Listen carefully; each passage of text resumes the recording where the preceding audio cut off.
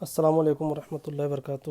دوستو، میں سید صادق عمر آپ کا پھر سے استقبال کرتا ہوں ہمارے YouTube channel Maulana Azad Urdu high school ناندورہ میں۔ میں حاضر ہوں آپ کے سامنے پھر سے ایک نئے ٹاپک کے ساتھ۔ امید ہے آپ بخیریت ہوں گے اور گھر سے ہی ہمارے ویڈیو سے معلومات حاصل کر رہے ہوں گے۔ تو آئیے چلتے ہیں ہمارے نئے ٹاپک کی طرف، جس کا نام ہے cell cycle and cell division, خلوی دور اور خلوی تقسیم۔ تو آئیے ہم معلومات حاصل کریں گے کہ خلوی دور کسے کہتے ہیں اور خلوی تقسیم کسے کہتے ہیں، اور کون سے مختلف پروسیس سے ہو کر یہ گزرتے ہیں۔ تو آئیے ہم چلتے ہیں۔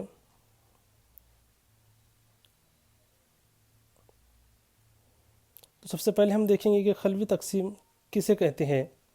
تو پیارے بچوں، اس کو سمجھنے کے لیے اس سے پہلے کچھ سوالات ہمارے ذہن میں آتے ہیں کہ آپ نے کبھی اس کے بارے میں سوچا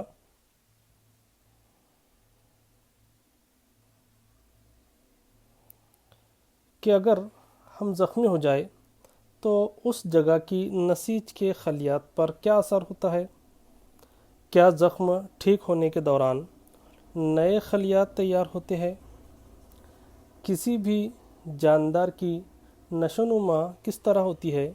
کیا اس کے جسم میں خلیات کی تعداد میں اضافہ ہوتا ہے؟ اور اگر اضافہ ہوتا ہے تو کس طرح ہوتا ہے؟ ایسے بہت سے سوالات ہمارے ذہن میں آتے ہیں۔ تو آئیے ان تمام سوالات کے جوابات جو ہے ہم دیکھیں گے اور کچھ نئی معلومات بھی حاصل کریں گے۔ تو سب سے پہلے ہم دیکھیں گے کہ خلوی تقسیم کسے کہتے ہیں، کیا ہے خلوی تقسیم؟ تو پیارے بچوں، خلوی تقسیم ایک عمل ہے جس میں ایک سیل کے کروموزومز نئے کروموزومز بناتے ہیں۔ اس طرح کثیر خلوی جانداروں میں نئے خلیات، نئے سیلز تیار ہوتے ہیں، اور سیلز کی اسی ریپروڈکشن کو سیل ڈویژن کہا جاتا ہے۔ تو یہ جو پروسیس ہے سیل ڈویژن، یہ سیل ڈویژن مختلف مرحلوں سے ہو کر گزرتا ہے۔ اسی مرحلوں کو سیل سائیکل کہتے ہیں۔ تو سیل سائیکل کیا ہے؟ تو سیل سائیکل ان تمام واقعات کا سلسلہ جن میں ایک سیل پیدا ہونے سے لے کر مائٹوسس کے ذریعے، یعنی مساوی تقسیم کے ذریعے اپنے جیسے نئے سیلز بناتا ہے، اور اس عمل کو سیل سائیکل کہا جاتا ہے، خلوی دور کہا جاتا ہے۔ تو یہ جو سیل سائیکل ہے، جو خلوی دور ہے، اس کے دو بڑے مرحلے ہیں۔ سب سے پہلا مرحلہ ہے انٹرفیس، اور دوسرا مرحلہ ہے مائٹوٹک اور ایم فیس۔ یہ دو اس کے بڑے مرحلے ہیں۔ اسے سمجھنے کے لیے سب سے پہلے ہم دیکھیں گے اس کے سٹیجز، اس کے کون سے سٹیجز ہیں سیل سائیکل کی۔ تو شکل کے ذریعے ہم سمجھ سکتے ہیں کہ کس طرح جو ہے خلیے کے اندر کروموزومز کی تعداد میں اضافہ ہوتا ہے، اور کروموزومز کی تعداد میں اضافہ ہونے کے بعد خلیہ مائع کی تقسیم ہوتی ہے، اور خلیہ مائع کی تقسیم ہونے کے بعد دو نئے خلیات تیار ہوتے ہیں۔ تو اس طرح سے جو ہے خلوی تقسیم کا عمل ہوتا ہے، اور یہ جو اس کے پروسیس ہے یہ سیل سائیکل کہلاتا ہے۔ تو میں نے اس سے پہلے آپ کو بتایا پیارے بچوں کہ سیل سائیکل کے دو بڑے مرحلے ہیں، جس میں ہم نے دیکھے کہ پہلا فیز اس کا انٹرفیس اور دوسرا مائٹوٹک اور ایم فیز۔ تو ہم چلتے ہیں سب سے پہلا مرحلہ، پہلی سٹیپ کی طرف، جس کا نام ہے انٹرفیس۔ تو انٹرفیس کیا ہے؟ تو انٹرفیس جو ہے، اس فیز میں کیا ہوتا ہے کہ خلیہ اپنے آپ کو خلوی تقسیم کے لیے تیار کرتا ہے۔ اس مرحلے میں کچھ میٹابولک ایکٹیویٹیز ہوتی ہے، اور اس میٹابولکس ایکٹیویٹیز سے جو ہے خلیہ گزرتا ہے۔ تو انٹرفیس کے اندر بھی جو ہے اس کے 3 اسٹیپس ہے، 3 مراحل ہے، جس میں سب سے پہلے ہے G1 فیز، نمبر 2 ہے S فیز، اور نمبر 3 ہے G2 فیز۔ اب آئیے ہم ایک ایک کے بارے میں معلومات حاصل کریں گے۔ سب سے پہلے ہم دیکھیں گے G1 فیز، جسے پہلا گیپ فیز کہتے ہیں۔ اس عمل میں کیا ہوتا ہے کہ خلوی دور میں G1 جو فیز ہے، یہیں سے جو ہے خلوی دور شروع ہوتا ہے، یعنی خلوی دور کا آغاز جو ہے G1 فیز سے ہوتا ہے۔ اس مرحلے میں خلیہ اپنے لیے پروٹین کی فراہمی بڑھاتا ہے، माइटोकॉन्ड्रिया और राइबोसोम की तादाद में इजाफा होता है। इसमें कुछ ऐसे एंजाइम्स की तैयारी होती है जो अगले मरहले एस फेज़ में क्रोमोसोम्स की नकल यानी उसकी डुप्लीकेशन के लिए ज़रूरी है। शक्ल में G1 फेज़ को देखकर हम आसानी से समझ सकते हैं। इसमें 4 अनरिप्लिकेटेड क्रोमोसोम्स होते हैं। तो यह है G1 फेज़। चलिए आगे चलते हैं दूसरे मरहले की तरफ, जिसका नाम है एस फेज़। एस का मतलब यहाँ पर सिंथेटिक है, इसलिए इसको शॉर्ट में सिंथेटिक फेज़ के साथ साथ एस फेज़ भी कहा जाता है। तो इस मरहले को सिंथेटिक फेज़ भी कहते हैं। इस फेज़ में क्रोमोसोम्स की कॉपीज तैयार होती है। इस तरह हर क्रोमोसोम्स के पास 2 सिस्टर क्रोमेटिड्स होते हैं।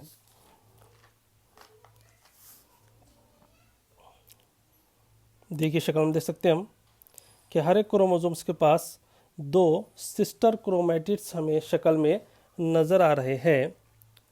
यह है सेकंड फेज़। आइए चलते हैं थर्ड फेज़ की तरफ, जिसका नाम है G2 फेज़, जिसे दूसरा गैप कहा जाता है।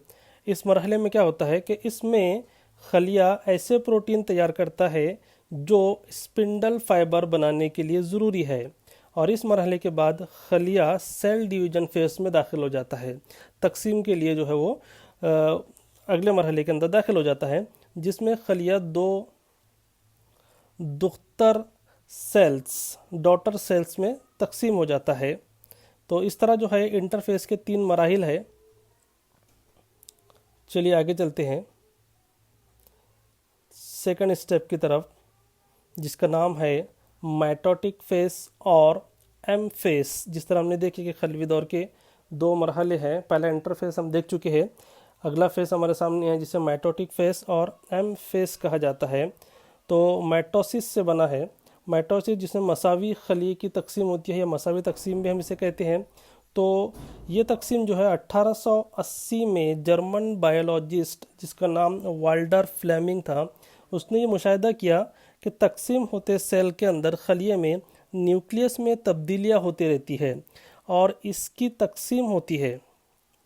यह खलिए का जो मरकज़ा है, मरकज़े के अंदर जो है कुछ तब्दीलियाँ होती है, और मरकज़ा जो है तकसीम होता है, और इसी तकसीम को माइटोसिस कहा जाता है। तो माइटोसिस जो है, हकीकत में माइटोसिस जो है उसमें जो तकसीम होती है वो 2 तरह की तकसीम होती है। उसमें सबसे पहला होता है एक न्यूक्लियर डिवीज़न, और दूसरा होता है सेल डिवीज़न, जिसे मरकज़वी तकसीम और खलवी तकसीम कहते हैं। तो इस तरह जो है माइटोसिस होता है।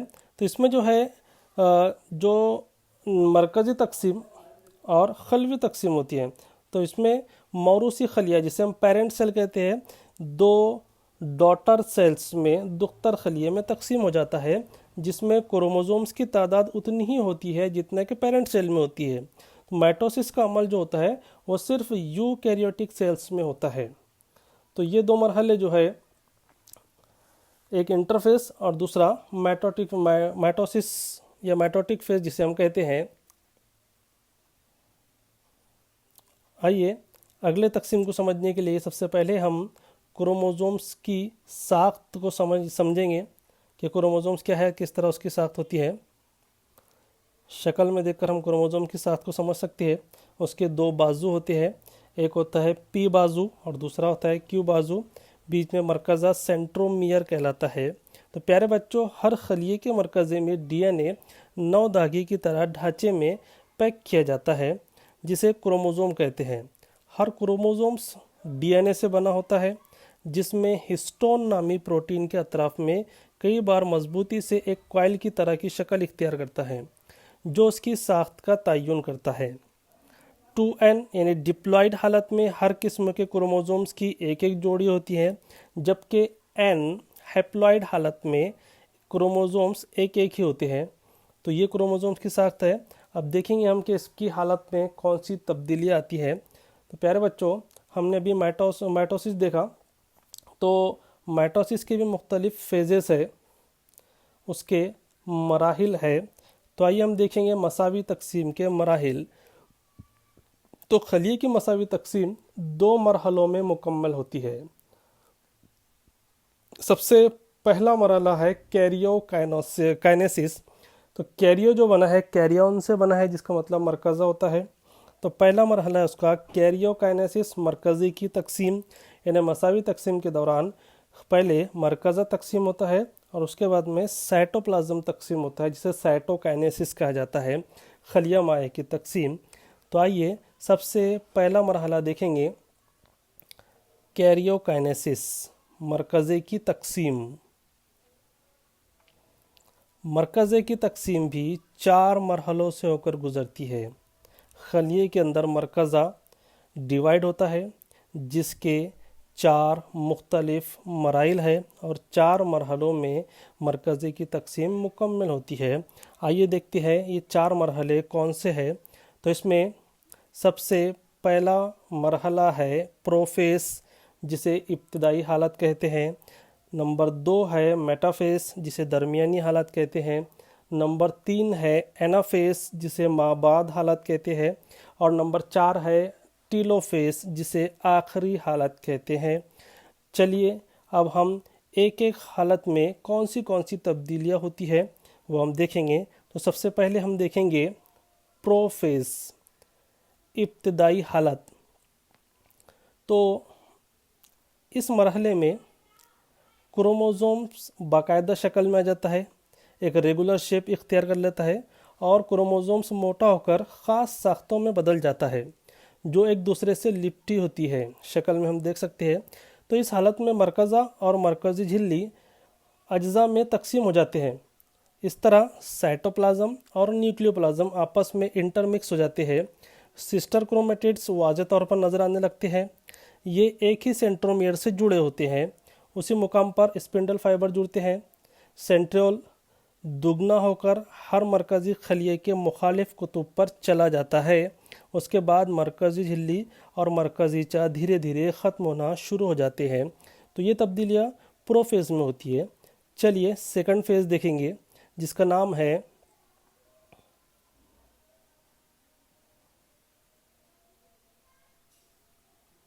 मेटाफेज़, जिसे दरमियानी हालत कहते हैं। तो इस हालत में क्रोमोसोम्स स्पिंडल फाइबर के ज़रिए सेंट्रोमियर के साथ जुड़ जाते हैं। क्रोमैटिड्स खुद को सेल के ख़त इस्तिवा यानी इक्वेटर में तरतीब देते हैं। सेंटर में हम देख सकते हैं क्रोमोसोम्स किस तरह जो है ख़त इस्तिवा में तरतीब में आ चुके हैं और एक मेटा बेस प्लेट तैयार करते हैं, जिसे जो है मेटाफेस प्लेट कहा जाता है। तो इसमें क्या होता है कि क्रोमैटिड जो है ख़ुद को सेल के बीच में यानी इक्वेटर पे जो है तरतीब देते हैं और एक मेटाफेस प्लेट जो है यहाँ पर तैयार होती है। सेंट्रियोल्स थोड़ा सा कुतबैन की तरफ हरकत करते हैं और स्पिंडल फाइबर मुखालिफ सिमत वाले फाइबर से जुड़ जाते हैं।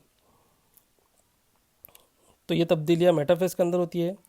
चलिए नेक्स्ट हम देखेंगे तीसरी हालत, तीसरा मरहला, जिसका नाम है एनाफेज, माबाद हालत। इस हालत में क्या होता है कि जो स्पिंडल फाइबर्स है सेंट्रोसोम की तरफ खींचना शुरू कर देता है। सेंट्रोसोम को जो है खींचना जो है शुरू कर देता है। इस खिंचाव के नतीजे में क्या होता है कि जो सिस्टर क्रोमेटिड्स है अलग अलग होकर मुखालिफ कुतबैन पर चले जाते हैं।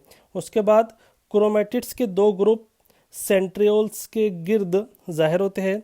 अलग अलग होने वाले क्रोमेटिड्स को दुख्तर क्रोमोसोम्स, डॉटर क्रोमोसोम्स कहते हैं। उस वक्त खींचा गया क्रोमोसोम्स केले की साख्त का जो है या केले की तरह जिस तरह शक्ल होती है उस तरह जो है इस हालत में नज़र आते हैं क्रोमोसोम्स। तो ये है एनाफेस। लास्ट देखेंगे हम आखिरी हालत, जिसे टीलोफेस कहा जाता है।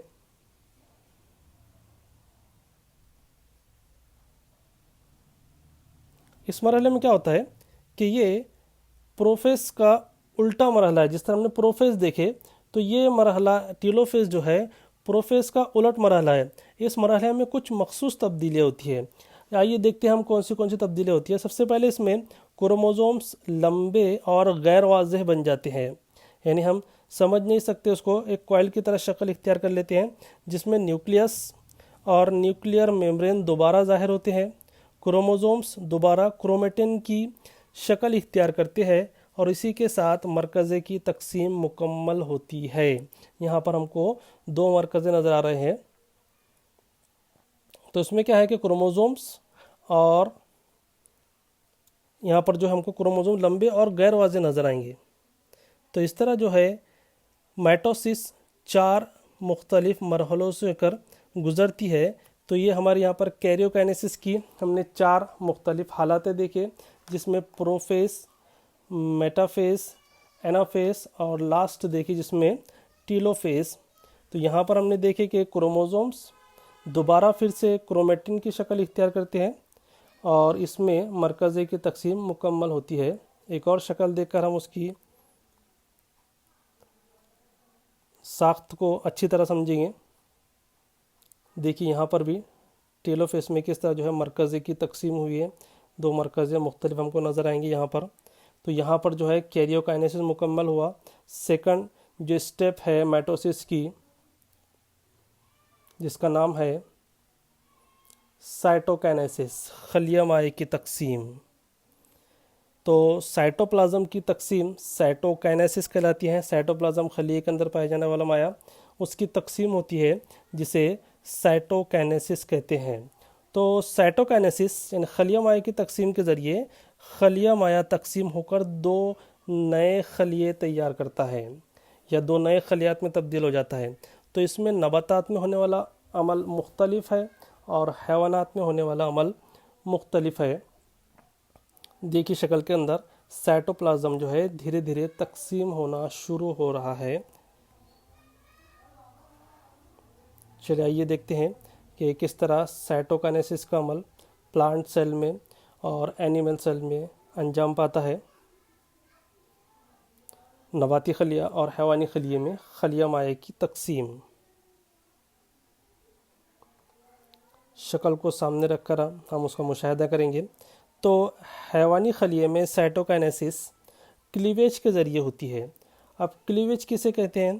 وہ مقام جہاں کیریوکائنیسس کے دوران میٹافیس تیار ہوئی تھی، وہاں ایک جھرری بنتی ہے جو کلیویج فرو کہلاتی ہے۔ کلیویج فرو یا کلیویج فرو بھی کہتے ہیں اسے، جو مزید گہری ہوتی جاتی ہے اور پیرنٹ سیل تقسیم ہو جاتا ہے اور جس سے 2 نئے دختر خلیات تیار ہوتے ہیں۔ اس طرح کا عمل حیوانی خلیے میں ہوتا ہے، لیکن اگر ہم خلیہ مائع کی تقسیم کی بات کریں تو یہ نباتات میں مختلف ہوتا ہے۔ کس طرح ہوتا ہے کہ گولجی اجسام جو ہوتے ہیں، گولجی اجسام سے نکلنے والے ویسیکلز خلیے کے درمیان میں جمع ہو جاتی ہے اور آپس میں مل کر میمبرین میں لپٹی ہوئی ایک پلیٹ بناتی ہے جسے سیل پلیٹ کہتے ہیں۔ سیل پلیٹ جو وہاں پر سیل پلیٹ ہمیں نظر آ رہی ہے بیچ میں، باہر کی طرف بڑھتی ہے اور خلیہ مائع کی تقسیم مکمل ہوتی ہے۔ اس طرح 2 ڈاٹر سیلز بنتے ہیں جن میں ہر ایک خلیہ اپنی خلوی جھلی اور خلوی دیوار رکھتا ہے۔ تو اس طرح سے جو ہے کیریوکائنیسس کا عمل مکمل ہوتا ہے نباتات میں بھی اور حیوانات میں بھی۔ اب ہم چلتے ہیں کہ مائٹوسس کا عمل کیوں ضروری ہے۔ مساوی تقسیم کی اہمیت دیکھیں گے ہم کہ یہ عمل جانداروں کے اندر کیوں ضروری ہے۔ تو سب سے پہلے یہ عمل جسم کی، چاہے نباتات ہو یا حیوانات ہو، ان کی نشو و نما کے لیے بہت ضروری عمل ہے۔ جانداروں کے جسم میں زخم بھرنے کے لیے یہ عمل ضروری ہے۔ خون کے تمام قسم کے خلیات تیار کرنے کے لیے اور وغیرہ وغیرہ مختلف قسم کے جو ہے نئے خلیات تیار کرنے کے لیے مساوی تقسیم کا عمل ضروری ہے۔ امید ہے آپ کو دی گئی معلومات بخوبی سمجھی ہوں گی اور ہمارا جو ہے ویڈیوز پسند آیا ہوگا۔ چلیے آگے کی معلومات ہم نیکسٹ ویڈیو میں حاصل کریں گے۔ خدا